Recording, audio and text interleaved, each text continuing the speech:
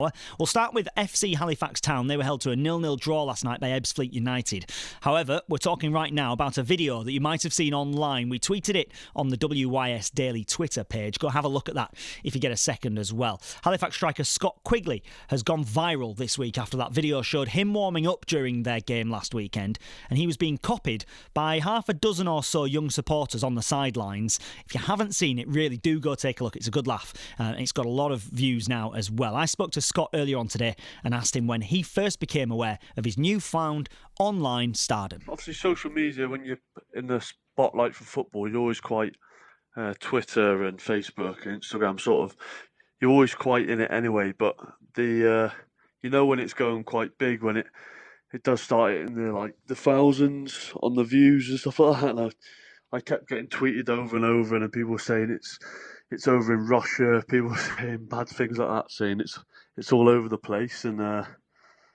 seen one in Spain and stuff like that. People were tweeting it in a different language, and it's quite funny, to be fair. But I've seen it so many times now. But yeah, no, it was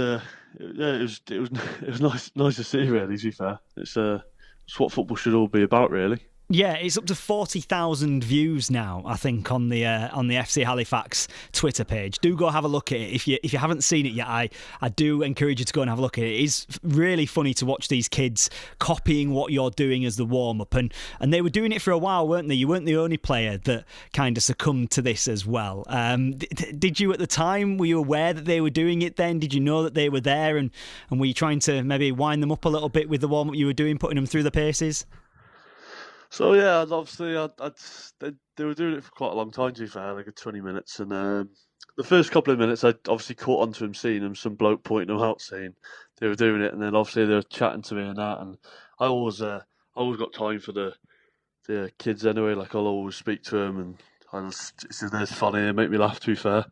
So I was getting on with it, and then I just thought I'd mix it up a bit, like so. But by the time the video recording had come out, I was fully aware of them doing it. So I was just trying to keep a straight face and obviously do some, like I said, mad kicks, and so they were copying me, and it obviously looks really good on the video. Yeah. Yeah, you should have been doing star jumps and press ups. You should have really been putting them through the paces. Yeah, that's the one. Yeah, that everyone said you should have been doing stuff, but yeah, you don't think about it at the time, really, because I was too focused on the game, really. But how important is it to have that interaction with kids at the level that you play at, do you feel? And you say you always have time for them, you always have a bit of a chat with any of those that do want to interact with you. How important is it to encourage them when they do have that access to players? Because at the top level, some of the time, they don't always get that access, do they? So at the level that you guys are at, how important do you think it is? Yeah, you know what? I just think if they're not anyway, it's not just in football and anything. If you don't interact with the younger generation, then they're never gonna respect you. They're always gonna think you think you're too good to even speak to them, and then it just doesn't work. You've got to sort of, like you said, interact with the kids. You've got to make sure that you've got to make sure, even if some of the lads don't like it, that just maybe just put yourself about, make yourself an effort with them, and you know what, they'll remember it for a long time. And I remember when I was a young lad, and I'd gone. It was really crazy. My mum used to work at a leisure centre, and I'd gone swimming with the Shrewsbury Town team, and as it was, there was Ian Dunbavin was playing for him at the time, and he was actually best mates with Stephen Gerrard, and Stephen Gerrard actually come to the leisure centre after it. Wow. With him, it was like proper surreal. I was only about 9, and I just know how much that meant. I know I'm never ever going to be on the level that obviously he was, but it was just so surreal. And and that's why I always make sure I always got time for him. Even like after it, I went up to him and I was high fiving him at the end. And you know what? That's what football is about. It should be about getting the kids involved, making sure that they know that they're comfortable speaking to you with you. Do you know what I mean? So yeah, it can have a real lasting impact, can't it, I suppose? Yeah, definitely.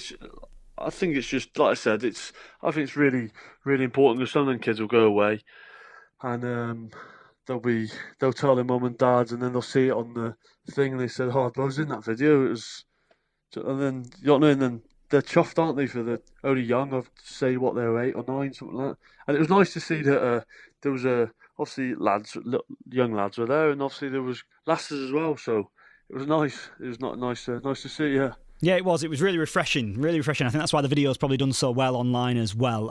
Let's talk about Halifax and how you guys are getting on at the moment. You sat mid-table, 13th right now, heading towards the end of the season. Doesn't look like you're going to be going in any direction, really, in terms of up or down, I suppose. So how are you keeping yourselves going? How are you keeping yourselves motivated at the moment with the fact that you are sitting mid-table?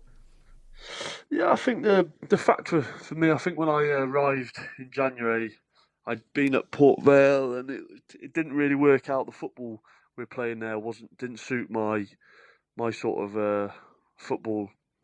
I want to play football. They just wanted to kick it long. It doesn't really work for me. But I also went to Halifax, and we were sitting about 19th, I think we were, and I think we're 3 points off the relegation. Obviously now he's bought me in, he's bought a couple of other strikers in, and we sort of like turned it around. I know I haven't scored that many for him, but I'd like to say I've made an impact since I've been there, and the other lads have helped as well when they've come in. And obviously that's why we've climbed up the table. And I think, if I'm honest, I think we're a lot better than our position is. But that league, it's physical, it's tough.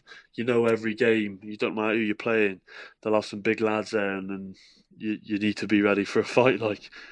Yeah, it's one loss from 9, isn't it? So you are in a good run of form when you look at it that way as well. What about yourself personally? You mentioned you haven't probably scored the goals you would have hoped for, but what are you thinking long term? What are you thinking for the future for you?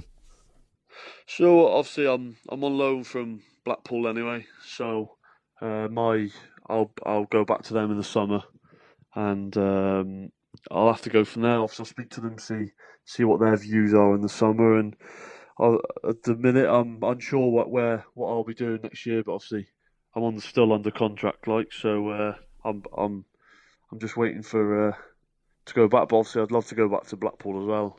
I don't know if you probably have heard that the Oystons had left. Yep.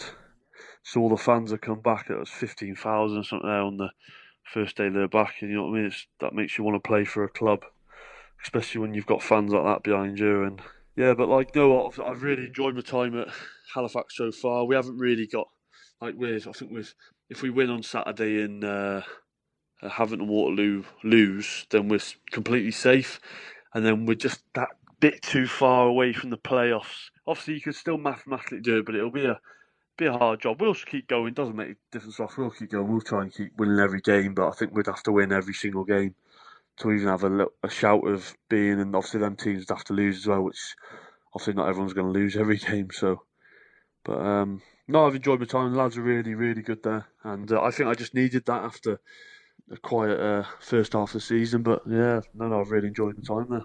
Scott Quigley there from FC Halifax Town on his newfound fame.